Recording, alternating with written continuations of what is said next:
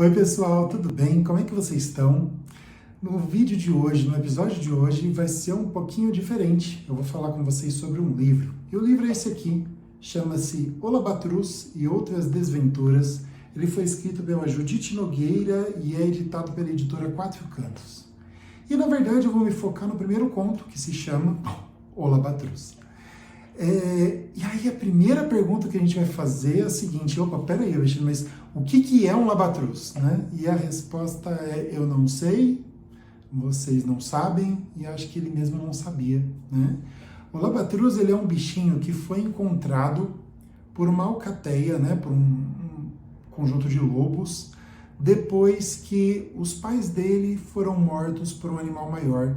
E ninguém sabia que bichinho era aquele. Eles sabiam que ele não era um lobo, eles sabiam que ele se alimentava de leite, porque ofereceram leite para ele e ele comeu, e assim ele sobreviveu e foi se desenvolvendo no meio de uma alcateia.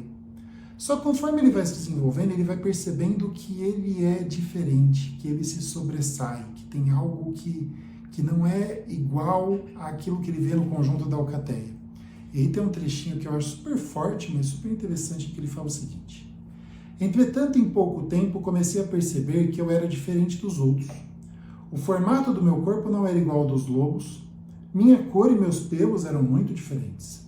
Quando eu tentava uivar como eles, apenas conseguia emitir um som estranho, que além de assustar a mim mesmo, chamava muita atenção.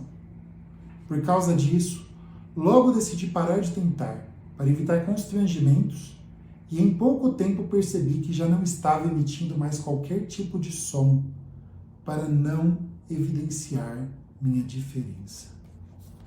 E aí eu fiquei pensando no quanto esse livro fala a respeito de muita coisa. Ele fala, por exemplo, sobre a necessidade de pertencimento, sobre o quanto nós, enquanto seres humanos, nos tornamos melhores, nos tornamos mais felizes, funcionamos de uma maneira melhor, quando a gente sente que pertence a alguma coisa, a algum grupo, a um conjunto de pessoas, a um conjunto, a uma ideia, a algo que faz com que a gente sinta que é parte de alguma coisa. Fiquei pensando também que existem duas necessidades humanas que estão muito explícitas nesse texto, desculpe. A primeira é a necessidade de pertencimento, que a gente acabou de falar. Mas a segunda, ela ecoa muito forte.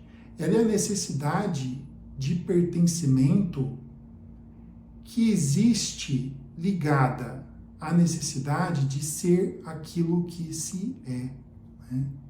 E eu fiquei pensando no quanto, eventualmente, determinados grupos, determinadas pessoas, ou em determinadas situações, talvez qualquer um de nós, pode se ver se calando, deixando de falar, deixando de expressar, deixando de uivar, por perceber que a voz soa estranha, soa diferente, e de alguma maneira não compactua ou não combina com aquilo que está nos grupos aos quais a gente se pertence. Uma pessoa pode pertencer a inúmeros grupos. Ela pode pertencer ao mesmo tempo ao grupo da família, ao grupo dos amigos de infância, ao grupo dos amigos de colégio, ao grupo dos colegas de faculdade, ao grupo dos colegas de trabalho, ao grupo da família do cônjuge, dos amigos do cônjuge, dos próprios amigos que faz depois de adulto. E o fato é que muitas vezes a gente vai adequando a forma como a gente se expressa, a forma como a gente funciona, para que ela seja condizente com cada um desses grupos e com cada um dos nossos papéis sociais. Porque nós temos diferentes papéis sociais. Cada um de nós é um monte de coisas. Eu sou pai, eu sou marido, eu sou filho, eu sou médico, eu sou várias coisas ao mesmo tempo. E cada um de vocês também é. E a gente vai adequando o nosso papel para cada uma delas.